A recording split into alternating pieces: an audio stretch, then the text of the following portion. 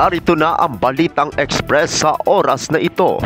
Resibo ng mga nahuli kailangan para sa PNP promotion ayon sa PNP Chief. Ipinahayag ni Philippine National Police o PNP Chief General Nicolas Torre III na kailangang magpakita muna ng resibo ang sinumang pulis na nagnanais ma-promote. Kasabay ng kanyang paglilinaw na ang tinutukoy na resibo ay ang aktwal na mga naaresto at nakulong na kriminal matapos ang isinagawang police operations at hindi yaong mga may nakapending pa lamang na warrant of arrest. Ayon kay General Torre, pangunahing requirement ang pag-aresto sa mga kriminal, pagsasampa ng kaso hanggang sa makulong ang mga ito upang mapagbigyan ng promotion at posisyon ng mga police commanders.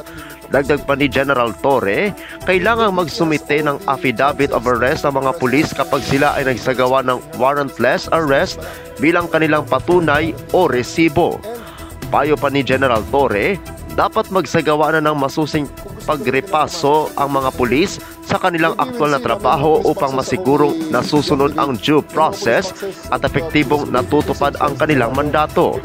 Kasunod nito, inatasan ng PNP Chief ang Directorate for Personnel and Records Management o DPRM na magsagawa ng masusing assessment sa mga naging accomplishments ng mga pulis.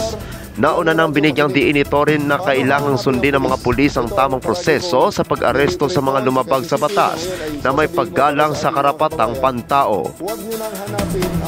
Yan muna ang Balitang Express sa oras na ito. Ako ang inyong lingkod sa Balita Online, Apolinario Ferdidignati Valencia.